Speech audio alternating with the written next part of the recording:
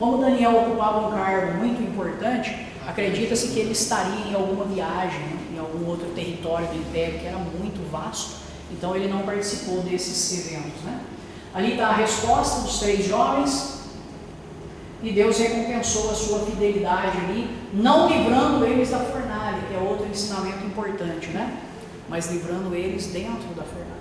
Nem sempre Deus nos livrará de passar, de sofrer alguma calamidade, mas Ele nos livrará dentro dela. Foi assim com Jó, foi assim com muitos profetas, foi assim com Elias, e foi assim com esses 3 jovens.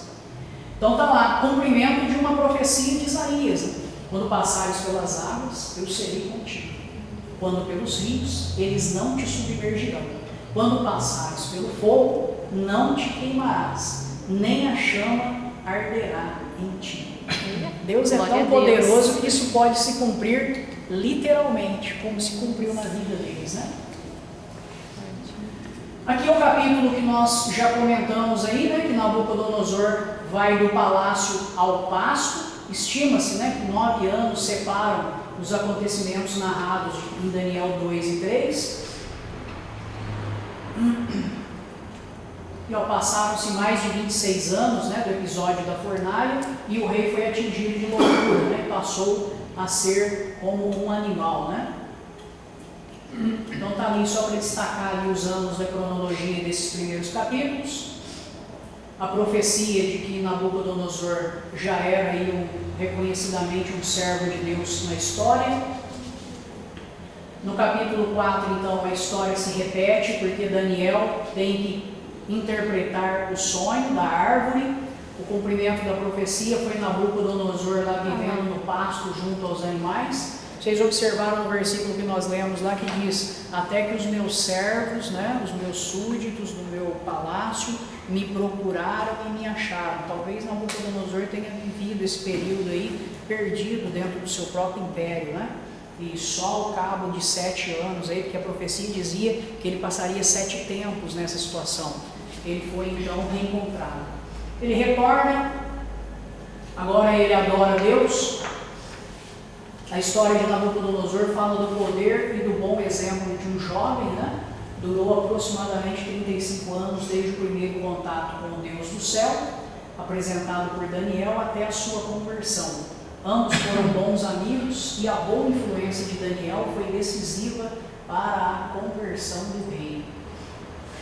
Essa proclamação pública, em que Nabucodonosor reconhecia a misericórdia, a bondade e a autoridade de Deus, foi o último ato de sua vida registrado na história sagrada, né? Deus foi longânimo com essa conversão aí do rei. E assim Deus trata todos os pecadores hoje. Exatamente. Ele é longânimo, né? E espera que todos sejam salvos. A profecia de Ezequiel, lá, Deus não tem prazer na morte do ímpio. Muitas vezes nós é que temos, né? Mas Deus não. A queda da Babilônia está lá no capítulo 5, né? Então, 539, 13 de outubro, a queda do império. Já era profetizado, toda esta terra virá a ser um deserto e um espanto. Estas nações servirão ao rei da Babilônia 70 anos, é uma profecia contra os judeus. Completado esse período, acontecerá, porém, depois que se cumprirem os 70 anos, castigarei a iniquidade do rei da Babilônia e desta nação, diz o Senhor. E também a terra dos caldeus farei deles ruínas perpétuas. Profecia de Ciro, né? Isaías 45:1 já estava profetizado o nome de quem conquistaria a Babilônia e também a forma que ele faria isso. Que digo às profundezas da água, seca-te, e eu secarei os teus rios. E digo a Ciro, ele é meu pastor e cumprirá tudo que me apraz. E digo também de Jerusalém, será edificada, e do templo será fundada. Tudo escrito de antemão, né? O que nós estamos vendo aí dentro do livro de Daniel. Bom, as invasões babilônicas, os irmãos se recordam, eles passaram os 70 anos lá de cativeiro, e então Belsazar dá aquela festa, manda trazer as taças sagradas do templo do rei Salomão, para que ele bebesse nelas. E enquanto Belsazar bebia, aconteceu que uma misteriosa mão começou a escrever lá em aramaico, né? Menem Daniel Uparsin. O teu reino foi contado, o teu reino foi contado, foste pesado na balança e achado em falta, teu reino foi tirado, cortado no dia. Aqui um fato interessante, irmãos, é que Daniel, acredita-se que ele já estava aí com mais de 80 anos, né? E eles já nem se lembravam mais de Daniel. Diz que a rainha mãe aqui é que se lembra, né? E fala, olha, lá nos dias de teu pai, Nabucodonosor, existia um homem muito inteligente, nele habita o espírito dos deuses, ele é dotado de sabedoria, né? E ele interpretava os sonhos de teu pai. Na verdade é uma referência ao avô, né? E aí então Daniel é trazido à presença do rei e dá aquela tradução ali. Algumas traduções trazem como Pérez, né? Outras como Uparsin, que é a mesma palavra, dividido foi o teu reino e dado aos medos e persas. Então naquela mesma noite Belsazar foi morto e Dario Medo, com cerca de 72 anos, se apoderou do reino, né? Acredita-se que esse Dario aqui, que é o primeiro, era tio de Ciro, o grande imperador. Ali uma visão aí mais ou menos como era, né? O rio aí passando em volta da cidade e dos jardins suspensos da Babilônia. O Cirino de Ciro, então, traz essa descrição aí, ó. Vitorioso, Ciro foi recebido pelo povo da Babilônia como seu novo governante e entrou na cidade em paz. Ele exalta os esforços de Ciro como um benfeitor dos cidadãos da Babilônia, responsável por melhorar suas vidas, inclusive dos judeus, né? Porque foi ele que deu o primeiro decreto lá para que o templo fosse reedificado, né? Como essa história se relaciona com os nossos dias, né? Referência para os irmãos lerem em Apocalipse 18, 2 a 4. Está lá, né? Queda da Babilônia novamente acontece em Apocalipse, né? Aí isso acontece lá no capítulo 18. É uma Babilônia mística, né? Espiritual.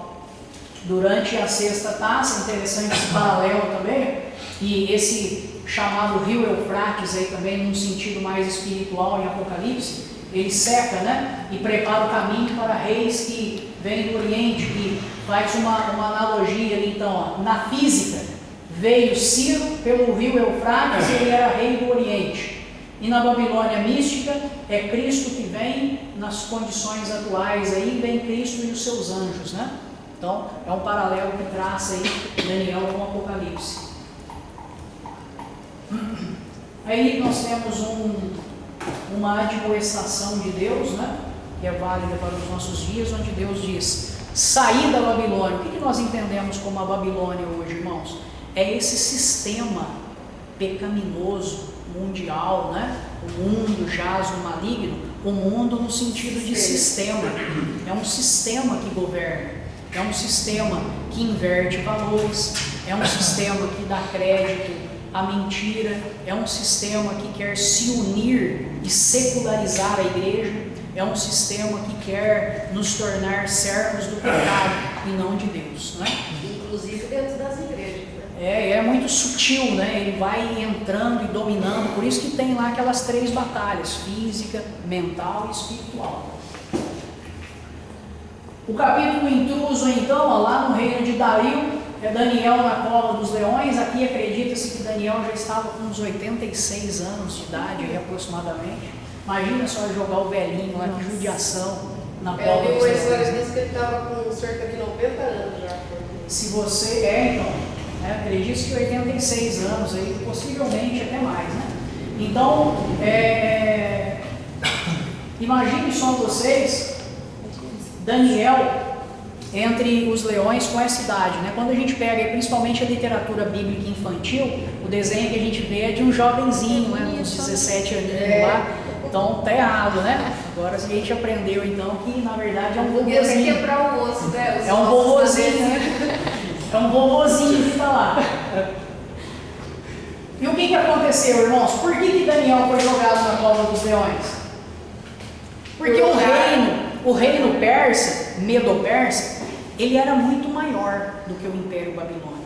Então a organização desse reino demandou uma estratégia, inclusive nisso o Império Medo-Persa era superior ao Império Babilônico na organização. eles organizaram o império em 120 satrapias, né, que eram pequenos distritos. E dentro desse distrito, dentro do próprio povo desse distrito, eles deixavam que alguém fosse aclamado governador. Eles tinham que responder ao imperador, mas eles poderiam ter um governador. Ali dentro eles poderiam praticar, era instituído ali um sacerdote, eles poderiam praticar a sua própria religião.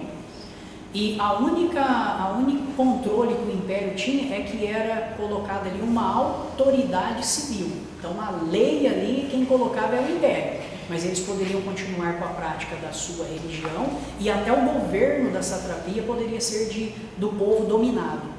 Isso favoreceu com que o domínio persa se estendesse por tanto tempo e tivesse esse êxito aí da maior conquista territorial do que o Império Babilônico.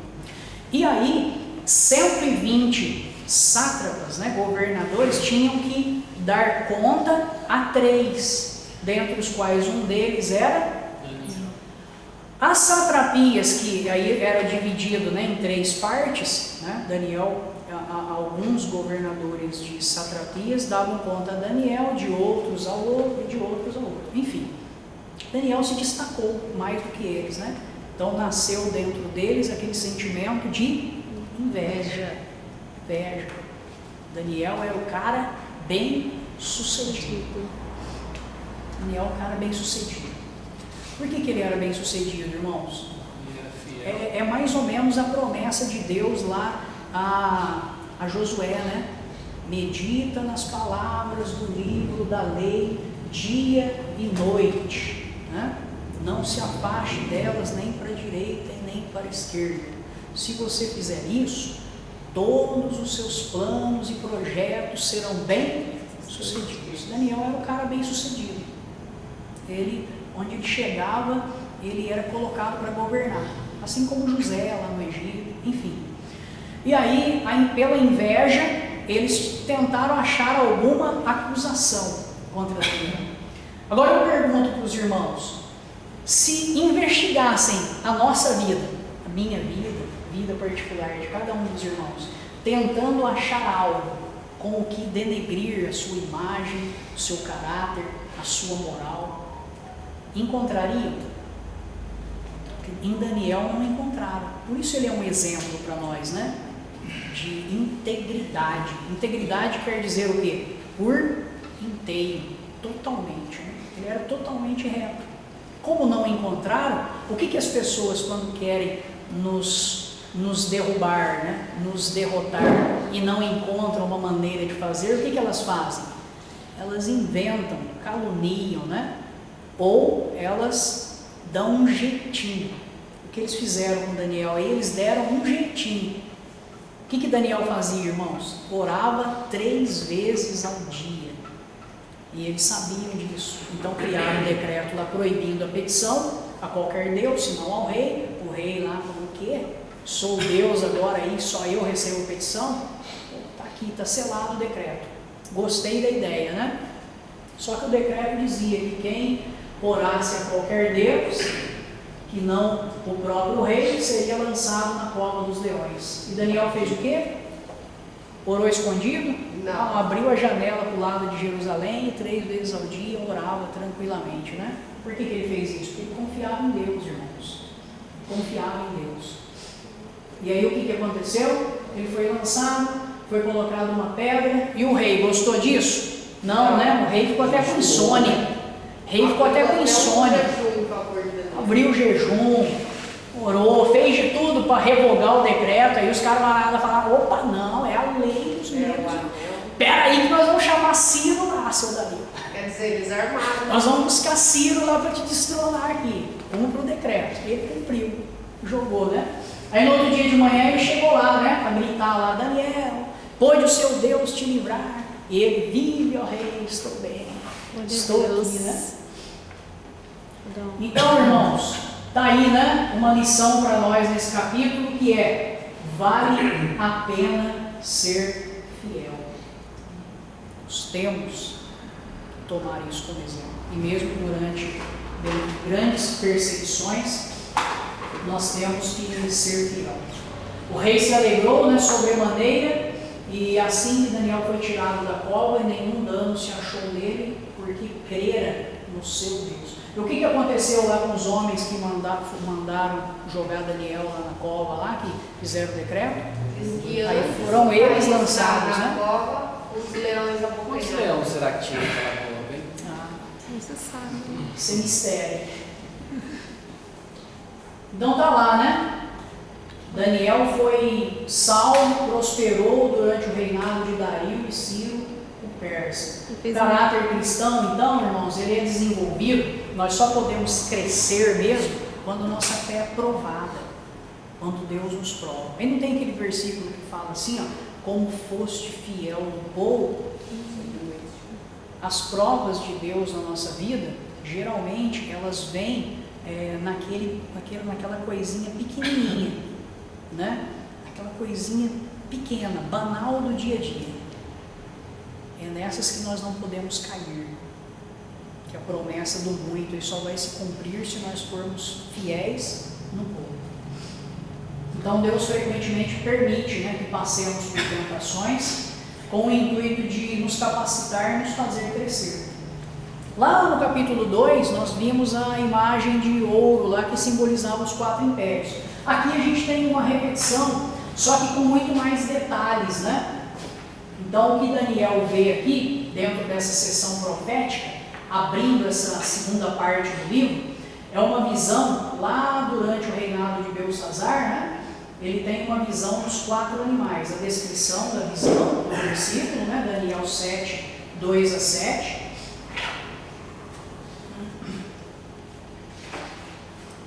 Vamos relembrar alguns conceitos importantes de profecia, né? Que vão fazer parte bastante dessa segunda metade do livro.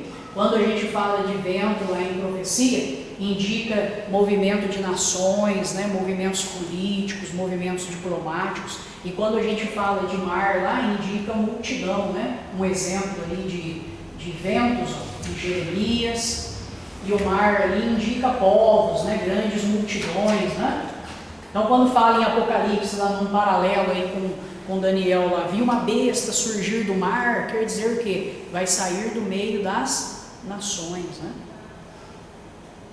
O que ele viu lá então? Ele viu um leão com asas, que simbolizava o Império Babilônico. Num determinado ponto da visão, as asas são cortadas. Ele viu depois um urso com 3 costelas na boca. Interessante dessa visão que fala que o urso se levantava mais de um dos lados, né? Simboliza que o império, no caso persa, ele era mais poderoso do que o medo, né? Ele sobressaiu mais do lado persa do que o lado medo do império, né? Que era a união de 2 povos, os médios e a Pérsia. E as 3 costelas na boca do urso simbolizavam as 3 principais vitórias, né, do Império Medo-Persa, né, que foi uma vitória contra o Egito, uma vitória contra a Lídia e uma vitória contra a Babilônia. Né? Então o detalhe da profecia, irmãos, ó, das costelinhas na boca do urso aí, e o significado dela, depois que é explicado a Daniel, é muito interessante, é muito detalhado. Daniel é um dos profetas que mais traz detalhes em suas profecias. Depois do Império da Grécia aqui, né? Que a gente tem o leopardo de 4 cabeças, né? E simboliza essas 4 cabeças aqui, simboliza depois os 4 generais de Alexandre. Deixa eu ver se eu lembro o nome aqui, ó. Cassandro, Lisímaco, Seleuco e Ptolomeu. Os 4 generais de Alexandre o Grande que tocaram o seu império. Alexandre o Grande conquistou o mundo em apenas 13 anos. Morreu e o reino foi dividido entre seus 4 generais que guerrearam entre si. Essa guerra já era profetizada por Daniel no capítulo 10 e 11. E 2 reis, eles sobressaíram, né? Um deles foi Seleuco e o outro foi Ptolomeu, de onde surgiram aí as dinastias que acabaram depois do período intervírio perseguindo muito a nação de Israel, como profetizado. Então o leopardo, e por último o animal aqui, que aqui é colocado como um dragão, mas que na verdade, né, não tem uma descrição, né? Daniel não encontrou um animal no reino animal aí que pudesse simbolizar ou descrever o que ele havia visto, né? Ele fala de um animal de aparência terrível. Então, está aí os anos do Império Babilônico.